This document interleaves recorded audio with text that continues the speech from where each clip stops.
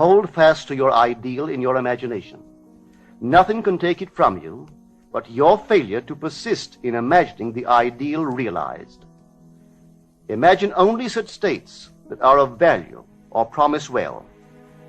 To attempt to change circumstances before we change our imaginal activity is the struggle against the very nature of things. There can be no outer change until there is first an imaginal change. Everything we do, unaccompanied by an imaginal change, is but futile readjustment of surfaces. Imagining the wish fulfilled brings about a union with that state, and during that union we behave in keeping with our imaginal change.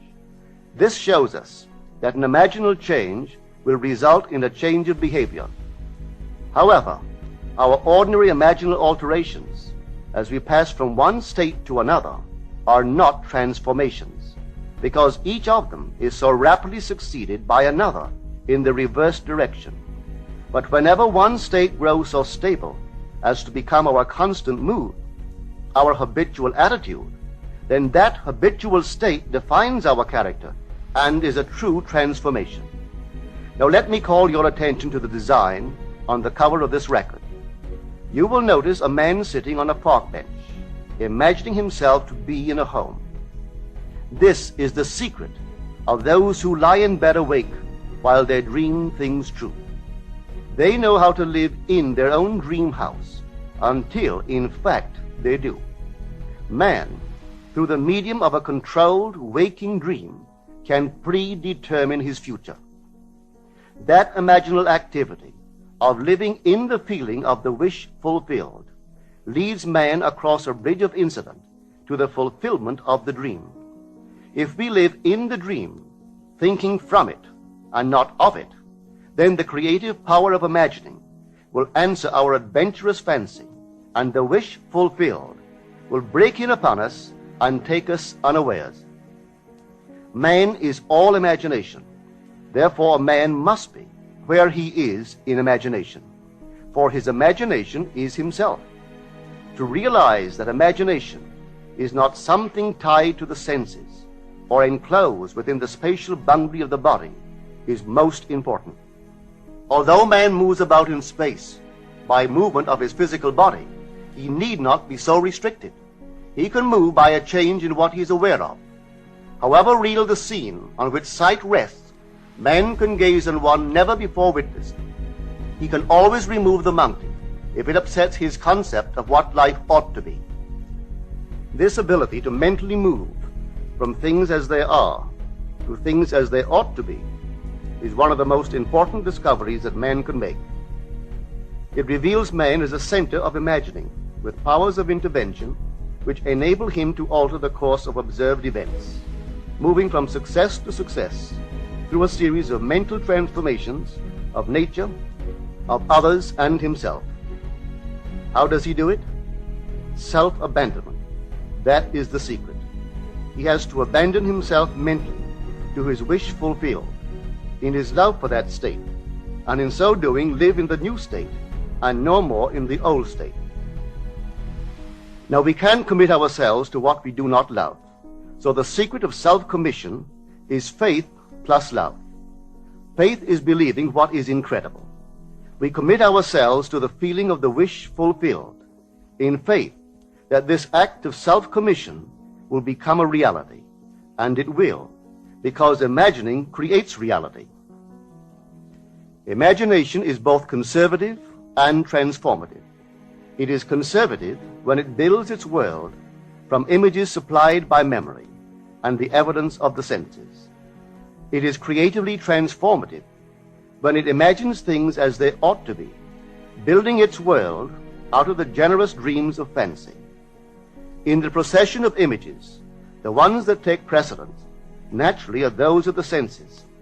Nevertheless, a present sense impression is only an image.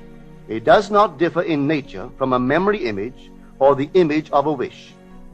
What makes a present sense impression so objectively real is the individual's imagination functioning in it and thinking from it, whereas in a memory image or a wish, the individual's imagination is not functioning in it, and thinking from it, but is functioning out of it and thinking of it. If the individual would enter into the image in his imagination, as the design on the cover of this record suggests, then would he know what it is to be creatively transformative.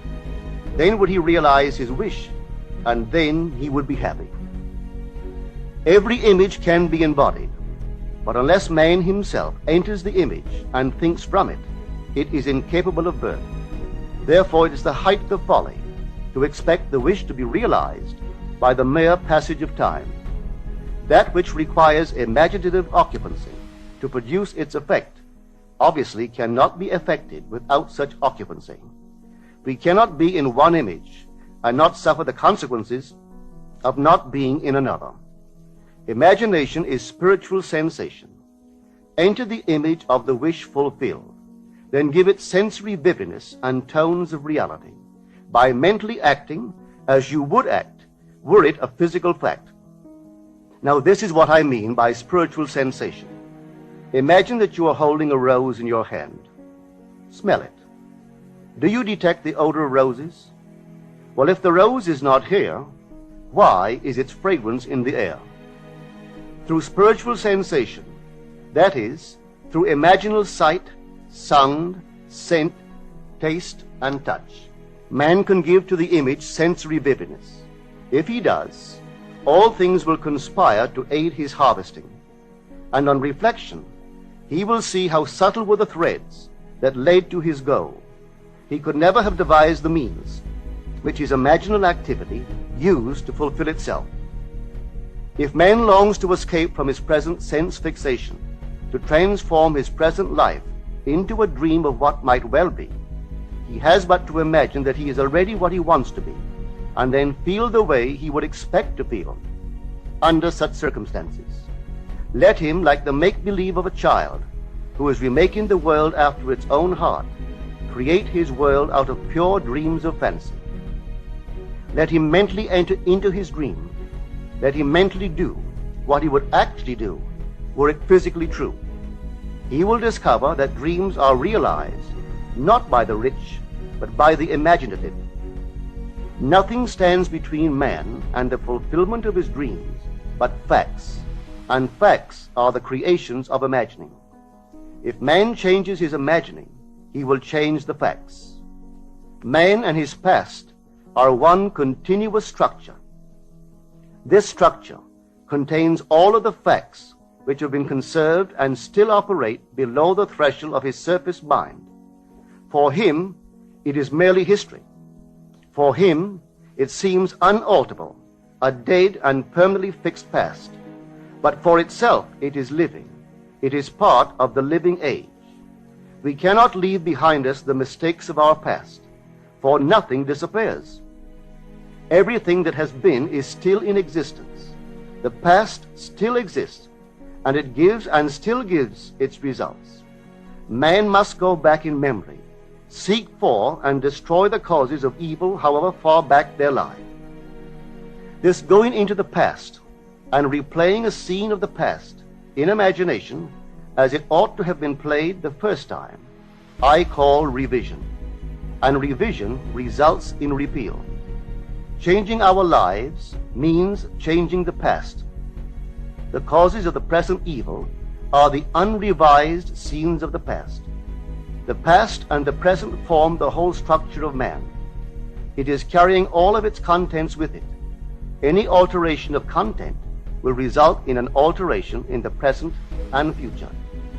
Live nobly, so that mind can store a past well worthy of recall.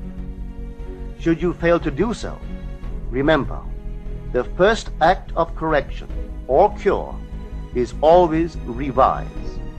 If the past is recreated into the present, so will the revised past be recreated into the present. Or else, the promise that though your sins are like scarlet, they shall be as white as snow, is a lie. The question may arise as to how by representing others to ourselves as better than they really were, or mentally rewriting a letter to make it conform to our wish, or by revising the scene of an accident, the interview with the employer, and so on, could change what seems to be the unalterable facts of the past, but remember my claims for imagining. Imagining creates reality. What it makes, it can unmake. It is not only conservative, building a life from images supplied by memory. It is also creatively transformative, altering a theme already in being. The parable of the unjust steward gives the answer to this question. We can alter our world by means of a certain illegal practice, by means of a falsification of the facts, that is, by means of a certain intentional alteration of that which we have experienced. And all this is done in one's own imagination. This is a form of falsehood which not only is not condemned, but is actually approved in the gospel teaching. By means of such a falsehood, a man destroys the causes of evil and acquires friends, and on the strength of this revision proves, judging by the high praise the unjust steward received from his master, that he is deserving of confidence. Because imagining creates reality, we can carry revision to the extreme and revise a scene that would be otherwise unforgivable. We learn to distinguish between man, who is all imagination, from those states into which he may enter. An unjust steward, looking at another's distress, will represent the other to himself as he ought to be seen. Were he himself in need, he would, like the man on the cover of this record, enter his dream house in his imagination and imagine what he would see and how things would seem and how people would act after these things should be. Then in this state he would fall asleep, feeling the way he would expect to feel under such circumstances. Would that all the Lord's people were unjust stewards, mentally falsifying the facts of life to deliver individuals forevermore. For the imaginal change goes forward until at length the altered pattern is realized on the heights of attainment. Our future is our imaginal activity in its creative march. Imagine better than the best you know.